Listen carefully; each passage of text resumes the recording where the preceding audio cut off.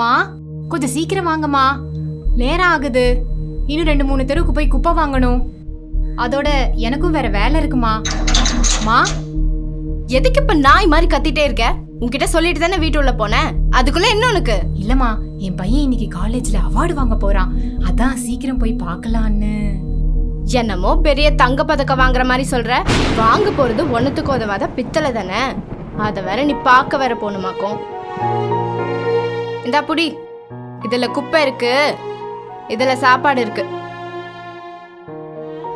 இத விட்டுட்டு காலேஜுக்கு வேற போற, அவார்ட் ஃபங்க்ஷன் பார்க்க போறேன்னு சொல்ற. இத வாங்காம நீ காலேஜ் போயிருந்தா இன்னைக்கு மத்தியானம் உனக்கு சோறு கிடைச்சிருக்குமா? ஏமா இப்படிலாம் பேசுறீங்க? எங்களை மாதிரி ஆளுங்க மேடை ஏறி விருது வாங்குறதே சந்தோஷமான விஷயமா. அது தங்கமா இருந்தா என்ன, பித்தளையா இருந்தா என்ன? நாய குளிப்பாட்டி நடு வீட்டுல வச்சாலும் அது எதையோ திங்க போகும்னு சொல்லுவாங்க.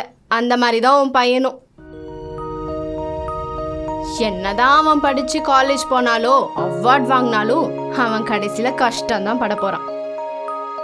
அதான் உங்க தலையெழுத்தே. அப்படிலாம் பேசாதீங்கம்மா. எங்க குடும்பத்துல அவன் தான் ஆளு காலேஜுக்கு போய் படிக்கிறது. அதுவும் இல்லாம அவன் ராத்திரி பகல்னு பார்க்காம ரொம்ப கஷ்டப்பட்டு படிக்கிறான். நீங்க வேணா பாருங்க, அவன் ஒரு நாள் கண்டிப்பா ஒரு பெரிய கம்பெனில வேலைக்கு சேர்ந்துருவான். கிளிப்பான். இங்கதான் எங்கேயாவது தருதலையா சுத்திட்டு இருக்க போறான். முதல்ல பெத்தவங்க படிச்சாதான் பசங்க நல்லா படிப்பாங்க. நீங்களே எங்க தெரு தெருவா குப்பை அள்ளிட்டு இருக்கீங்க. நான் சொல்றத கேளுங்க. நாளையில இருந்து அவனை உங்க கூடவே கூட்டிட்டு வந்து உங்க கூடயே வேலைக்கு சேர்த்து விடுங்க. அப்பதான் 4 காசு சம்பாதிக்க முடியும். வந்துட்டா இவதான் நம்ம ஃபீஸ் கட்டுற மாதிரி. நான் கட்டுறேன், நான் படிக்க வைக்கிறேன். வந்துட்டா பெரிய இவ மாதிரி. குப்பை அள்ளுறவங்க பசங்க எல்லாம் காலேஜ் போனா நாளைக்கு எங்க ஸ்டேட்டஸ் என்ன ஆகுறது?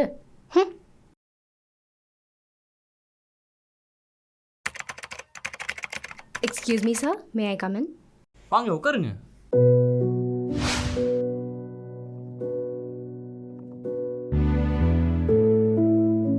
உங்க ரெஸ்யூம் பார்த்தேன்.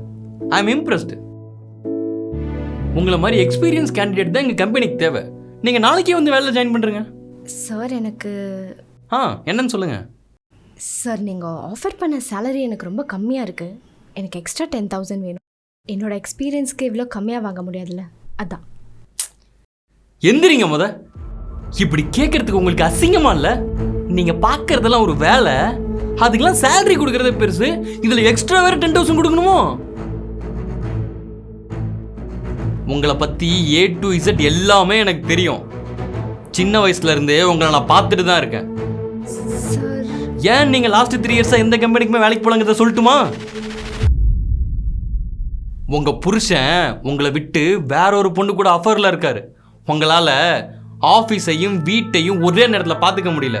இப்போ உங்க புருஷனை டிவோர்ஸ் பண்ணிட்டு உங்க குழந்தையோட படிப்புக்காக தான் இந்த வேலைக்கே வந்திருக்கீங்க. கரெக்டா? ஆமாண்ணா, இதெல்லாம் உங்களுக்கு எப்படி தெரியும்? உங்க தெருவுல தூய்மை பணியாளரா ரொம்ப வருஷத்துக்கு முன்னாடி வேலை செஞ்சுட்டு இருந்தாங்களே காமாட்சி அம்மா, ஞாபகம் இருக்கா? அவங்க பையன் தானா? என்னமோ பெரிய தங்க பதக்கம் வாங்குற மாதிரி சொல்ற. வாங்க போறது ஒண்ணுத்துக்கு உதவாத பித்தளை தானே. அத வேற நீ பார்க்க வேற போகணுமாக்கும். கிளிப்பான். இங்கதான் எங்கேயாவது தருதலையா சுத்திட்டு இருக்க போறான். முதல்ல பெத்தவங்க படிச்சாதான் பசங்க நல்லா படிப்பாங்க.